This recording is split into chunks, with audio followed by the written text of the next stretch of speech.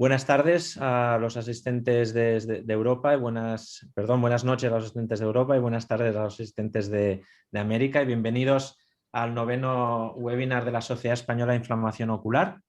Como siempre, contamos con grandes expertos en enfermedades inflamatorias oculares. Esta vez estará con nosotros el doctor Joao Furtado y la doctora María José Capella.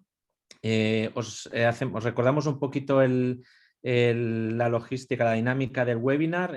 Los ponentes van a presentar su caso y los asistentes podéis enviar vuestras preguntas a través de la función de preguntas y respuestas de la aplicación Zoom.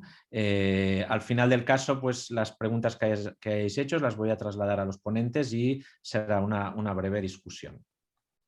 Bueno, sin más, vamos a comenzar ya el webinar. El primer ponente será el doctor Joao Furtado, de la Facultad de Medicina de Ribeirão Preto, de Brasil. Es un honor y un gran privilegio tenerte con nosotros, Joao. Muchísimas gracias por haber aceptado la invitación para presentar en este webinar a la Sociedad Española de Inflamación Ocular. Seguro que presentas un caso súper interesante y cuando quieras, pues todo tuyo el webinar. Hola Alex, hola a todos, excelente y bueno, muchísimas gracias por la invitación, es un gusto y un honor. He escuchado algunos de los webinars, están todos excelentes y bueno, tenemos la ventaja de poder presentar sin salir de nuestras casas, pero ojalá podamos hacer esto en persona en el futuro. Yo voy a compartir mi pantalla, a ver. Creo que se ve mi pantalla, ¿verdad? Sí, se ve perfectamente. Buenísimo. Bueno, muchas gracias una vez más. Yo no tengo ningún conflicto de interés y el caso que les presentaré es de un hombre de 29 años, brasileño, que trabaja como administrador de empresa. Vive en el estado de São Paulo, que es el sudeste, y ha llegado a mi clínica con una baja de visión súbita y bilateral, con fotofobia, sin dolor o otras quejas oculares. Y él me decía que previamente era sano, que tenía una compañera fija y única, no tenía mascotas, que hacía sus alimentaciones en restaurantes, buffet o en su casa. No había viajado para otras regiones o países en los últimos meses. No ha tenido contacto con personas con tuberculosis u otras enfermedades respiratorias. Pero un mes antes de llegar hasta mi clínica, ha tenido un episodio de malestar, fiebre, linfadenopatía, falta de aire y una pérdida de peso también. Ha sido internado y ha sido sometido a un tratamiento para una neumonía atípica que pensaron que era H1N1 y también tuvo pericarditis. Y en la internación no nos daba detalles de dosis, pero ha utilizado el Tamiflu y también hidrocortisona. Y el único examen que me traía era un HIV negativo. Él no me traía la imagen, pero en el rayo X había informaciones de un infiltrado intersticial difuso y bilateral, y también en la ecocardiografía con una descripción de pericarditis.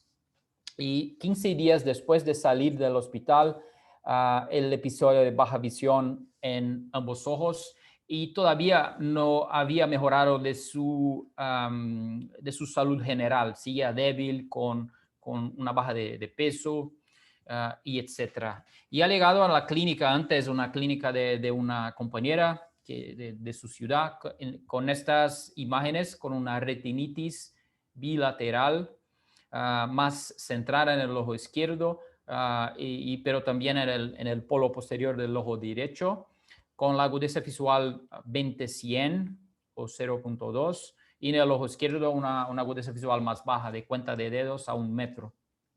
Estas eran las imágenes del OCT que me traía, con una inflamación difusa en el ojo izquierdo, lo mismo, un poco más grave, más severa. Y 3 días después ha llegado a mí con un cuadro semejante, pero una peora. Este es como alegado y esta es la primera foto con un intervalo de tiempo de 3 días, ¿sí? Este es como alegado a mí. Sus lesiones han peorado.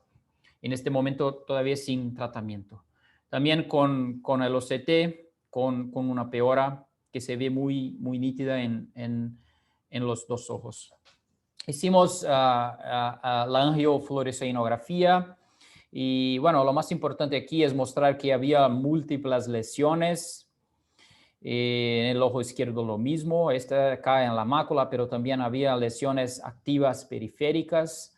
Y bueno, como un resumen, yo tenía en mi clínica un paciente adulto, en teoría previamente sano, con una retinitis multifocal bilateral, acometiendo mácula y que empeoraba rápidamente. En teoría, este paciente era inmunocompetente y él tuvo pocos días antes, así que yo creía que estaba todo relacionado, una neumonía y también pericarditis. Y yo tenía un montón de dudas. Este es un caso mucho más severo de lo que estoy acostumbrado. Y bueno, ¿qué estaba pasando? Si podría ser una neumonía y pericarditis por H1N1, como el médico general le dijo, pero no estábamos en un periodo del año que teníamos un outbreak, un brote de H1N1. Y también la retinitis. Nunca he visto y no creía que sería posible el H1N1 causar la retinitis que yo estaba viendo. Y quizás la neumonía, la pericarditis por H1N1, pero una baja de inmunidad y seguida de una retinitis por otra etiología. Esto no era mi idea, pero algo que me ocurrió. Y bueno, y sí teníamos otra etiología que podría explicar todo lo que estaba pasando, el cuadro sistémico y también el cuadro ocular. Y bueno, si esta era la opción, ¿qué podría causar todo eso? Y bueno, dentro de las hipótesis que hice en el momento, las causas infecciosas suelen ser más frecuentes en Latinoamérica, en Brasil como un todo. Y he pensado en una investigación para los virus, herpes, etcétera, también toxoplasmosis, sífilis y tuberculosis. Yo no creía en causas inflamatorias, él no tenía ninguna manifestación que podríamos pensar en BSEP, pero también BSEP, sarcoidosis, y tampoco creía en neoplasias porque era una persona joven y sana.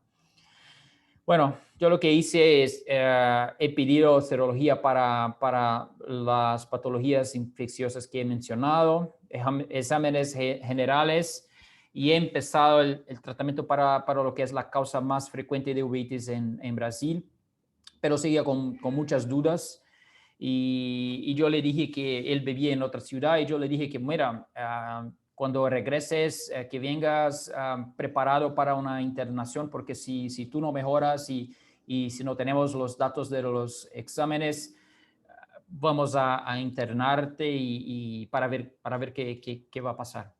Y en la investigación lo que ocurrió, bueno, él tenía las pruebas positivas para toxoplasmosis, el IgG y el IgM, y acuérdense que el IgM sugiere una infección reciente.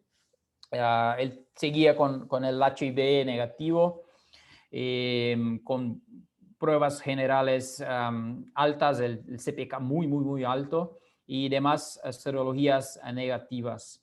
Y bueno, con esto, con el cuadro clínico, ocular y serológico, hicimos la hipótesis de toxoplasmosis aguda bilateral. Hemos mantenido sulfadiazina, pirimetamina y también prednisona y hemos seguido con regresos cortos en la clínica. Dentro de pocas semanas ya ha empezado la cicatrización de las lesiones aquí antes del tratamiento y aquí a las 3 semanas de tratamiento. Aquí también el ojo izquierdo, antes del tratamiento y 3 semanas después. Y en el seguimiento, él ha ganado peso, él ha mejorado muchísimo, no solamente el ojo, pero su cuadro general. Hubo la normalización de los niveles del CPK, TGO, TGP, y cuando hemos terminado el tratamiento en más o menos 60 días, hemos prescrito la medicación profiláctica con la idea de disminuir el riesgo de recurrencias. En 6 meses él estaba con cicatrices, lo encaminé, lo referí para un experto de visión subnormal y su agudeza visual final es 20-100, 20-200. Esto es lo que tenemos hasta hoy con las cicatrices y una pena porque un joven que tenía ahí planes de estudiar, trabajar y todo y ahora tenía muchas limitaciones, no puede ahora conducir el auto y hacer parte de su trabajo por un cuadro agudo y muy severo de toxoplasmosis. Bueno, como parte de la discusión, en mi opinión, el cuadro sistémico y ocular puede explicar, por toxoplasmosis, puede explicar todo lo que pasó con el paciente, aunque sea algo muy, muy raro, muy poco frecuente, esto es posible. Y todavía tenemos dudas de qué pasó con este chico que es sano, ¿sí? Y no sabemos cuál es la fuente de infección y si la fuente del agua versus la carne tiene mucha importancia en casos más severos o menos severos. Hay esta teoría que el parásito, el toxoplasma en Latinoamérica suele ser más virulento, pero esta es una teoría basada en experimentos usualmente con animales y claro, la toxoplasmosis inducida en animales es un poco distinta de lo que vemos en la práctica clínica. Todavía no tenemos mucha información si hay distintas susceptibilidades y una cepa puede ser más virulenta en un paciente y no tan virulenta en el otro. Y también como él no me traía datos de su internación, otra opción también es que él probablemente ha utilizado una dosis alta de esteroide y esto ha bajado su inmunidad. Otra opción también. Otro tema también, otra duda es cuándo parar la profilaxis, el Bactrim profilático. Los artículos nos cuentan que debemos usarlo por 1 año, pero él no quiere parar nunca. Él sigue hace como 3, 4 años, él sigue usando la medicación y no quiere parar. Está muy contento, sigue muy preocupado de tener una recurrencia.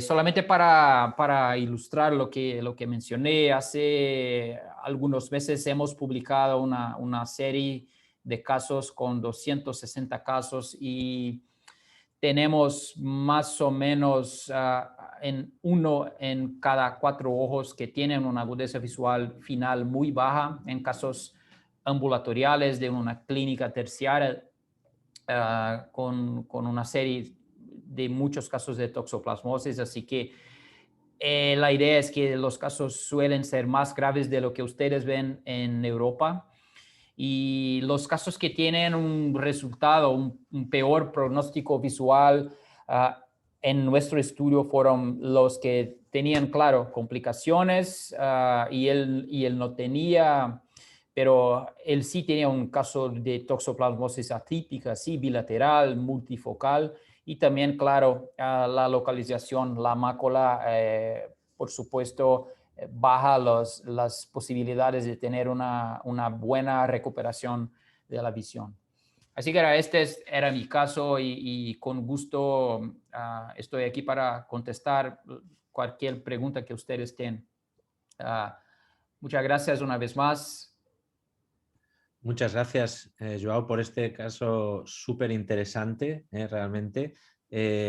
Realmente lo que has comentado, ¿no? Llama la atención que sea un paciente inmunocompetente, lo primero, ¿no? Un paciente con lesiones bilaterales multifocales, te esperarías pues algún grado de inmunodepresión, ¿no? ¿Tenía inflamación en el polo anterior también o solo había inflamación en el polo posterior? Tenía, pero era poca, era mucho más en la retina, Ujú. mucho más en la Vale. retina. Ujú. Una cosa que estamos estudiando aquí, todavía no está, en mi opinión, todo muy claro, pero los casos en personas sanas, los casos más severos, parte de ellos son de pacientes con la toxoplasmosis aguda, con el IgM positivo. Ujú. Esta es una Ujú. idea que tengo, pero esto es un tema que creo que no está todo muy bien estudiado, y también creo que con las diferencias de virulencia del parásito, esto puede pasar en Brasil y quizás no tanto en Europa o Estados Unidos. Así que hay Ujú. muchas diferencias entre regiones. También hay posibilidad de que haya cierta susceptibilidad individual en cuanto a respuesta inmune. Sé que has publicado recientemente con el grupo de Justin Smith un bonito paper y muy interesante sobre patogenia, y se habla también de esta posibilidad, ¿no? De susceptibilidad individual en cuanto a respuesta inmune. Sí, sí, esta es una teoría que todavía queda mucho por aprender y estudiar, pero esta es parte de la teoría. Creo que nuestros hábitos no son tan distintos, y no justificarían las diferencias de números de prevalencia y de severidad. Creo que podría ser relacionada al parásito o alguna susceptibilidad que podría ser explicada con genética, pero todavía queda mucho por aprender y estudiar. Y luego también en cuanto al manejo, nosotros cuando tiene lesiones maculares, somos bastante partidarios de inyectar clindamicina intravítrea. Yo creo que hiciste tratamiento oral, ¿no? Solamente, en vuestro Sí, caso, oral. Ajá. Nuestra clásico. idea fue oral porque, mira, él tenía lesiones bilaterales Ujú. y tenía también una historia de hace pocos días que tuvo neumonía y etcétera, y él no ha recibido ninguna medicación para toxoplasmosis, así que Ujú. yo creía que en este caso específico Ujú. él necesitaba una medicación oral para el tratamiento sistémico, Ujú. y él, dentro de pocos días, él ha mejorado su aspecto general también por esto. Pero en este caso, creo que como adjuvante sí podría ser, pero aislado no. Yo creo que No. tendría que ser oral en este caso. Y no pusisteis corticoides asociados. Solo Orales sí, tratamiento. sí. Ajá. Ah, pusisteis corticoides. Ah, vale, También, vale. también. Ujú, Vale, sí, vale. creo que es importante también por la inflamación macular. Sí, Eso es, esto creo vale. que vale la pena. Hay una cosa que es clásica, ¿no? De que están los libros también de empezar solo los corticoides cuando llevas 2 o 3 días de antibiótico. No sé si soléis hacer también vosotros o yo, por Ujú. ejemplo, Pavesio comentaba una vez que él da de entrada siempre antibiótico y corticoides a la vez. No sé si vosotros hacéis Sí, lo sí, clásico sí, o... siempre a la vez. La única excepción que hago es cuando yo tengo alguna idea que la adherencia del paciente va a ser muy baja o que él no ha entendido mucho, Ya. y ahí hago la priorización para los antibióticos antes, para que no tengamos problemas, ¿sí? Otro tema también que es una discusión aquí en Brasil. El tratamiento que he utilizado es el clásico, es sulfadiazina, pirimetamina, pero quizás por los costos muy bajos, hoy en día es muy difícil encontrarlos en la farmacia, Ujú. así que estamos poco a poco utilizando más el Bactrim, que es el sulfametoxazol, Eso es. trimetopima, Ujú. pero este es un tema divergente. Hay gente que no quiere, no les gustan, pero son mucho menos pastillas por día, y aún, aunque sea en Brasil, aquí es más fácil de encontrarlos en la farmacia. Ujú. Así que hoy en día, en la mayoría de los casos lo utilizamos, pero para casos como la mayoría de los oftalmólogos empieza con sulfadiazina pirimetamina. Sí, nosotros yo creo que en general aquí se utiliza más el Septrin, porque como dices, la pauta clásica tiene, la terapia de inducción es un poco complicada a veces, ¿no? Son muchas pastillas. Yo creo que sí que hay publicaciones, ¿no?, que en principio muestran que no hay diferencias, ¿no? María José, ¿vosotros qué utilizáis en las toxos? Nosotros utilizamos también el Septrin, sulfametoxazol. Es mucho más cómodo. Por lo que dices, por la sencillez, la facilidad de adherencia al tratamiento y la tolerancia. Sí, siempre utilizamos el Septrin nosotros. Muy bien. Vale. Hay una felicitación aquí desde Argentina, por el doctor Sebastián Inchauspe, que te mando, Joao. Y no hay más preguntas de los asistentes. O sea que yo creo que podemos pasar a la siguiente charla, que correrá a cargo de la doctora María José Capella, del Instituto Barraqué. Muchísimas gracias, María José. Es un honor también tenerte con nosotros. Muchas gracias por aceptar participar en nuestro webinar. Y cuando quieras, pues el webinar es tuyo. Muchas gracias, Alex, por haberme invitado. La verdad es que es un placer poder estar aquí y compartir con vosotros este caso clínico. Buenas noches o buenas tardes a todos. El caso clínico que voy a presentar acudió a nuestro centro al servicio de urgencias en febrero de 2020. Se trata de un varón de 46 años que acudió con visión borrosa y fotofobia en ambos ojos de una semana de evolución. Cabía destacar que había tenido una enfermedad boca-mano-pie causada por el virus Coxsackie hacía 6 semanas, se lo había diagnosticado un dermatólogo y le había dado tratamiento, según nos explicó el paciente, con acitromicina 3 días por la faringitis que asociaba y corticoides tópicos para la afectación cutánea. En principio este cuadro había ido mejorando lentamente. No nos trajo ningún informe, se lo solicitamos, dijo que le habían hecho analíticas y demás, pero no conseguimos que nunca lo trajera. Entonces, a nivel ocular, este paciente tenía una agudeza visual de 0,8 en ambos ojos, tenía células en cámara anterior, 2-3 cruces en el ojo derecho y 1-2 cruces en el ojo izquierdo. El vítreo estaba limpio, no habían células. Este era el fondo de ojo. Sí que se veía una discreta alteración del EPR en el ojo derecho y mínima también en el ojo izquierdo. Esta es la OCT. Si nos fijamos bien, sí que la retina externa está un poco alterada justo a nivel subfoveal en el ojo derecho y bastante anodino en el ojo izquierdo. Entonces, este caso se trató como una uveitis anterior con corticoides tópicos y midriáticos y fue evolucionando bien, pero en marzo de 2020 el paciente acudió refiriendo empeoramiento en el ojo derecho.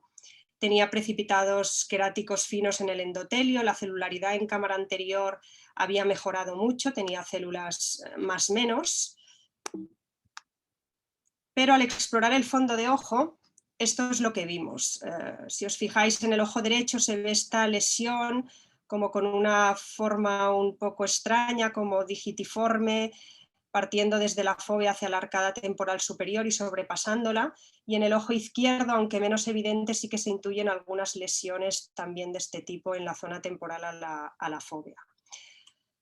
Con la autofluorescencia todo esto se hace mucho más evidente, podemos delimitar perfectamente estas lesiones hiperautofluorescentes. También le hicimos una angiografía fluoresteínica donde se ve una hiperfluorescencia a nivel papilar, se ve una alteración moteada superior a la fovea, correspondiente como a una alteración del EPR, y esta hiperfluorescencia progresiva temporal a la fovea. En el ojo izquierdo hay imágenes de peor calidad, pero sí que se ve también una hiperfluorescencia papilar y no podemos ver más detalles. También le hicimos un verde indocianina, en el ojo izquierdo era normal, pero en el ojo derecho sí que se veía una simetría entre la zona superior y temporal comparada con esta zona nasal, como si hubiera un efecto pantalla, un bloqueo de la fluorescencia en toda la zona superior y temporal. Repasando un poquito la enfermedad boca-mano-pie, Como sabéis, está causada por un virus Coxsackie, que es un enterovirus, es una enfermedad bastante frecuente que afecta típicamente a los niños. En los adultos es más rara, pero por el contacto familiar de padres a hijos, pues también se puede dar.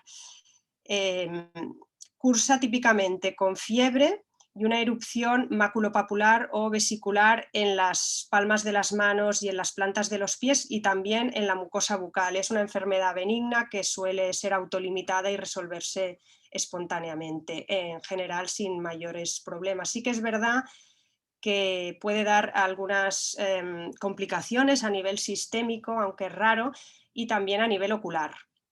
Las complicaciones que se han descrito a nivel ocular en la enfermedad boca-mano-pie son conjuntivitis o queratoconjuntivitis, iridociclitis, vasculitis retinianas oclusivas y coriorretinitis, como en el caso que se nos presentaba. Las coriorretinitis que se asocian a la enfermedad boca-mano-pie, hay algunos casos publicados y la mayoría suelen ser unilaterales, afectando el polo posterior en forma de una maculopatía aguda unilateral. Menos frecuente, pero también hay casos bilaterales descritos. La fisiopatogenia no está clara, no se sabe si es una infección viral directa o más bien es una respuesta autoinmune, y lo que sí se ha visto es que afecta sobre todo a la retina externa y a la coroides. Y por eso estas pruebas son de mucha utilidad, la autofluorescencia, la OCT y la OCT-angiografía, como ahora veremos en algunos ejemplos que os voy a poner. La coriorretinitis suele ser autolimitada, suele mejorar sin necesidad de tratamiento, de hecho es controvertido el uso de corticoides sistémicos. Aquí os pongo alguna de estas publicaciones. En este caso podemos ver esta coriorretinitis en el ojo derecho, esta lesión placoide en el polo posterior, un ojo con muy baja visión al inicio, 20-400, con esta hiperautofluorescencia en la lesión y esta alteración en la OCT en la retina externa, y en este caso se ve cómo espontáneamente va mejorando. Este caso también se estudió con OCT-A, con angio-OCT, y se vio también que a nivel de la lesión había una reducción del flujo en la coriocapilar que también mejoró espontáneamente a lo largo del seguimiento. En esta otra publicación también se describe una coriorretinitis asociada a la enfermedad boca-mano-pie, como podemos ver aquí, hiperfluorescente en la angiografía, hipofluorescente en el verde indocianina y con esta alteración, en este caso en forma de hiperreflectividad a nivel de la retina externa. En esta publicación hacen una revisión de todos los casos de retinopatías asociadas al virus Coxsackie, y sí que es verdad que la mayoría, como podemos ver aquí, son unilaterales, pero sí que hay casos descritos bilaterales y que la mayoría no han necesitado tratamiento con corticoides sistémicos, excepto algún caso aislado. Aquí lo que ocurrió fue que llegó la pandemia, el COVID-19, el confinamiento domiciliario, y perdimos el seguimiento de este y muchos pacientes. Y este paciente acudió en mayo de 2020. El paciente se encontraba muy bien, refería mucha mejoría, había estado con tratamiento tópico hasta hacía 10 días, y la agudeza visual era de la unidad, así que seguía teniendo precipitados queráticos finos en el endotelio, tenía células una cruz en cámara anterior y células más menos en cavidad vítrea. Y esta era la exploración del fondo de ojo. Fijaos que esta lesión en el polo posterior ha aumentado claramente de tamaño en los dos ojos, lo vemos mucho más claro en la autofluorescencia. Por lo tanto, en este momento, pese a que el paciente se encontraba bien, ya llevaba tiempo, la lesión no veíamos que tuviera tendencia a la mejoría, sino más bien al revés, la lesión iba creciendo, iba aumentando, y decidimos añadirle corticoides sistémicos.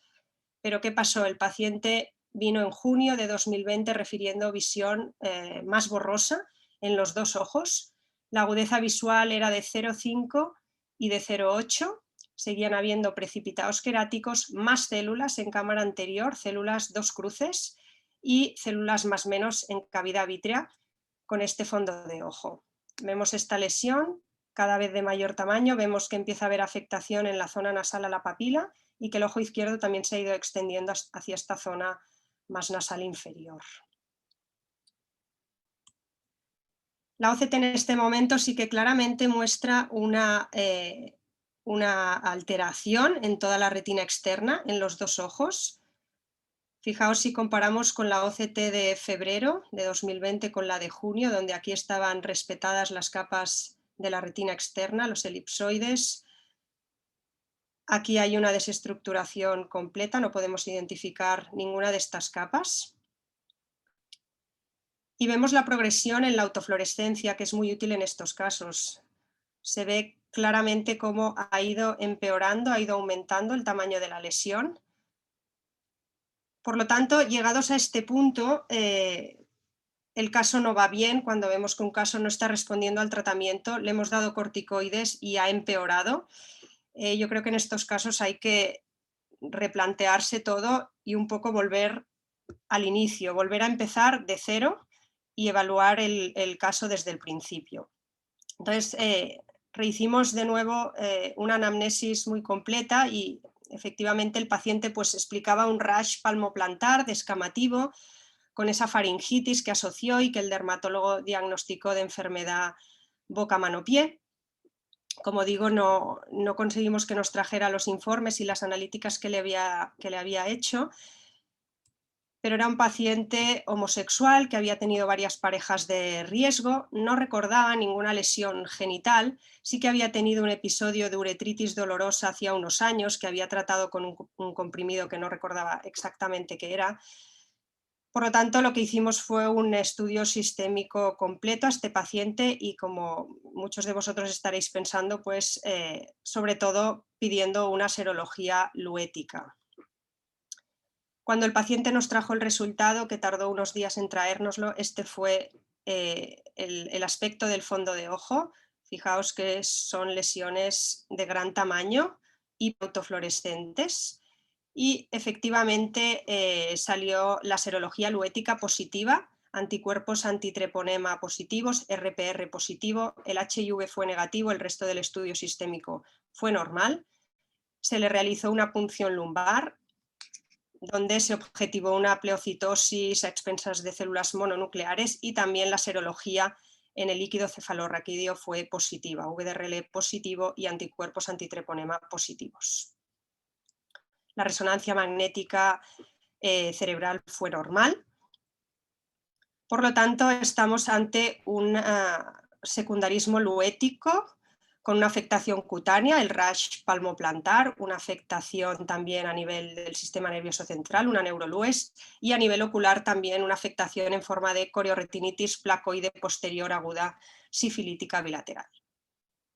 Este paciente recibió tratamiento con penicilina G endovenosa durante 14 días y este es el resultado justo al terminar el tratamiento, a los 4 días de haber acabado el tratamiento. Ya no se observan esas lesiones, esa corioretinitis placoide en el polo posterior, sí que en la autofluorescencia todavía se ven zonas de hiperautofluorescencia y un moteado hipoautofluorescente en esta zona de aquí. El paciente recupera la agudeza visual 0,85 y la unidad en el ojo izquierdo. Y esta es la última revisión que tenemos del paciente, que fue en enero de este año, a los 5 meses de haber hecho tratamiento, y el paciente tiene buena visión, 0,95, la unidad, el fondo de ojo se ve bien, pero el paciente explica que nota que le falta campo visual derecho. Y efectivamente, al realizarle un campo visual, pues vemos que tiene prácticamente una hemianopsia homónima derecha. Cuando vemos una hemianopsia homónima, siempre pensamos en lesiones del sistema nervioso central, retroquiasmáticas. Este paciente se le repitió la resonancia magnética, pero era normal. Y si nos fijamos bien en la autofluorescencia, a mí esto es algo que me llamó mucho la atención. Estas lesiones hipoautofluorescentes, redondeadas en ambos ojos, de una localización un tanto atípica, en el ojo derecho nasal a la papila y en el ojo izquierdo temporal a la mácula, que tampoco se correspondían con la máxima afectación de la corioretinitis, que había sido más en el polo posterior, pero que eran perfectamente congruentes con el campo visual, con esa hemianopsia homónima derecha. Esta es la OCT en esta última visita, donde vemos que se ha recuperado perfectamente toda la retina externa, tiene una configuración completamente normal. Sí que vemos en esta zona que comentábamos, donde hay estas lesiones hipoautofluorescentes, pues que hay un adelgazamiento claro de la retina neurosensorial.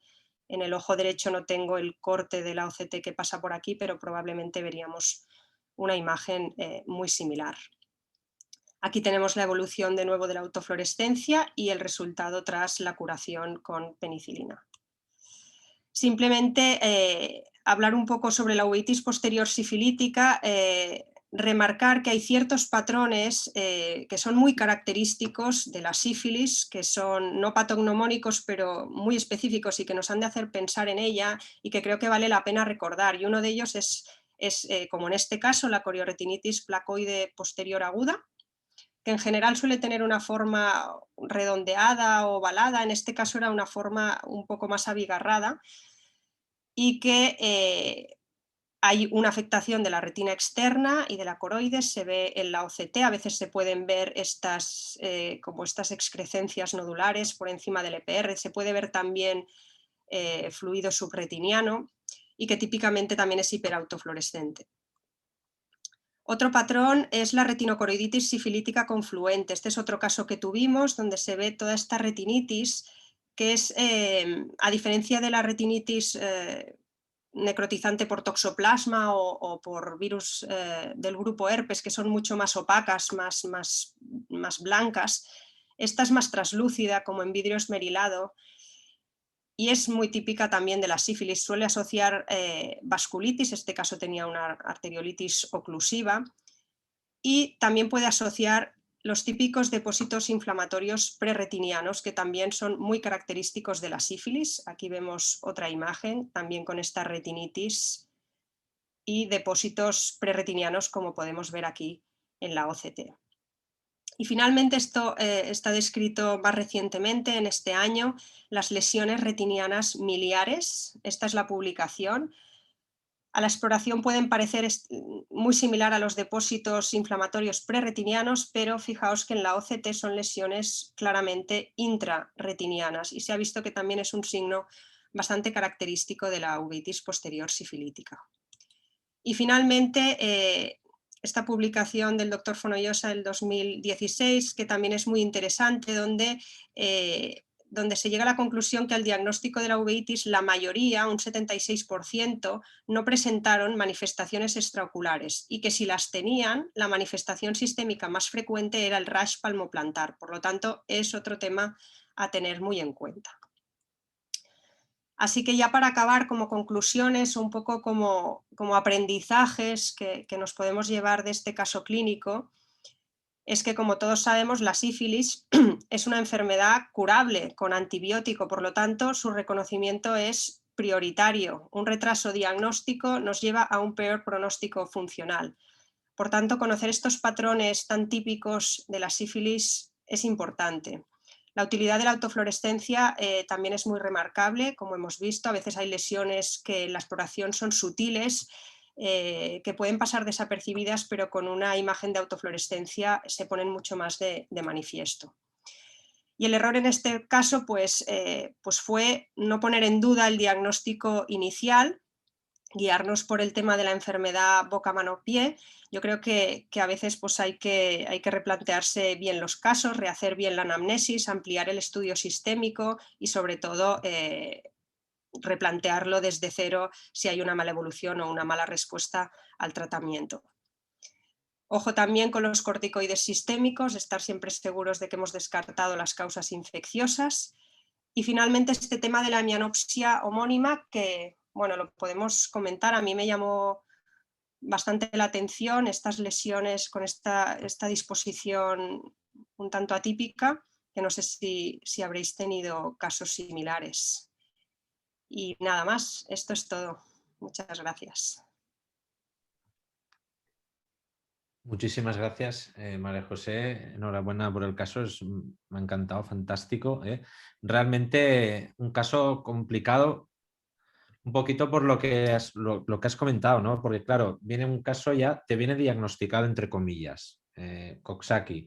Alteraciones en la retina que, bueno, podría ser, ¿no? En el OCT de BUP tenías alteraciones muy sutiles en la retina externa. Claro, ves un OCT así, un paciente con un diagnóstico ya, pues a ver, lo más razonable es pensar que está relacionado, ¿no? Y realmente pues es un caso difícil. Luego, una cosa que también yo creo que hay que señalar es que a veces en uveitis hay que tomar decisiones. Es decir, el paciente, ¿no? Pues se inflama el vítreo, ¿qué haces? Pues hay que tomar una decisión y a veces te la juegas entre comillas y pues a veces, no, por suerte no es habitual, pero muy de vez en cuando pues te puede pasar que sea un caso infeccioso, ¿no? Y luego me ha gustado mucho el mensaje que has dicho de replantear las cosas, ¿no? Cuando das corticoides y evoluciona mal, pues pensar otra vez, replantearse diagnósticos, etc.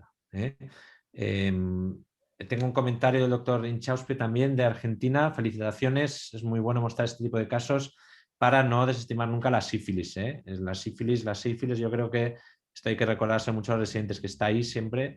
Y dice que también está la presentación Azor-like, que bueno, que también es una posibilidad. No sé si tienes algún comentario, Yao, que tú que tienes una publicación reciente sobre hallazgos en OCT Sí, sí, sí. Bueno, 54 pacientes con excelente sífilis. caso, doctora Capella, y le felicito. Excelente caso. Y bueno, el sífilis, nosotros vemos mucho más de lo que vimos en el pasado, porque creo que ahora con los exámenes de imagen podemos examinar mejor que hace como 15, 20 años que no teníamos OCT, etcétera. Y también como llegan más casos, esto es un poco más frecuente de pensar, pero este estaba muy difícil por la patología que vino de diagnóstico. Una idea que tengo, claro, nada es típico, nada es siempre, pero creo que parte de los casos tiene alteraciones en las capas externas, y estos casos no son siempre las placoides. En este caso sí era placoide, pero lo que cuento a mis residentes es que miren a las capas externas de la retina por el OCT, y si hay alteraciones, claro, puede ser un montón de cosas, pero que investiguen a sífilis, aunque no sea un caso típico de placoides. Otro tema que quería mencionar, hace como 5 años no teníamos penicilina, había una falta muy grande y nosotros tuvimos que tratar todos los casos con ceftriaxona y teníamos muy miedo en el momento porque qué va a pasar, nadie sabía qué iba a pasar. Y lo que pasó es que usualmente los pacientes van bien y la ventaja es que podemos hacerlo a nivel ambulatorial. No, podemos hacer 2 gramos una vez al día. Claro, para pacientes que tienen más dificultades de entender qué está pasando, que el caso es muy grave, esto es una cosa que no está muy buena, pero todavía hoy en día parte de los casos utilizamos esto por la ventaja de ser ambulatorial. Y esto es un cambio muy grande que ha pasado aquí en Brasil en los últimos 5 años, que hasta allí siempre utilizábamos la penicilina. Y también estoy de acuerdo con la doctora Capella, es que la autofluor usualmente nosotros no la utilizamos, pero este es un examen que nos ayuda muchísimo. Hay veces que no se ve nada en el fondo del ojo, pero la autofluor nos ayuda muchísimo. Esto es una ayuda muy grande. Felicitaciones una vez más. Yo creo Gracias. que lo que comentaba sobre el campo visual, ¿no? Yo creo que realmente es congruente con esa alteración. Yo creo que en el corte de OCT que sí que cogía aquella zona donde que era hipoauto, bueno, había una mezcla de hipo-hiper, pero había volado, yo creo que a la retina externa Sí, totalmente. Yo creo que, bueno, que sí que será por esto, que se sí, sí, justifica anatómicamente, ¿no? Digamos, la totalmente. lesión. Se justifica, pero a mí me llamó la atención que estas lesiones aparecieran en esta localización. Ya. Me parece un poco atípico, sí, no sé. Pero Bueno, está claro que por esto, la hemianopsia es por esto, pero no sé, me pareció curioso. igual al haber dado los cortes, igual sí, cuando se extendió la lesión y avanzó hacia esa zona, igual no sé, Igual sí. creo Sí. que sí. ¿Ponéis corticoides más antibiótico en la sífilis en la Barraquer y en Brasil o solo antibiótico? Nosotros en general antibiótico. Ujú. ¿Y vosotros? Nosotros sí, si hay papilitis, si hay edema de mácula, si hay vasculitis, sí. Y antes yo terminaba el tratamiento con antibióticos para empezarlo, pero ahora si es un paciente internado que tengo certeza que estoy seguro que él va a utilizar los antibióticos, ya empiezo en el mismo día. Pero claro, hay que tener mucho cuidado. Ujú.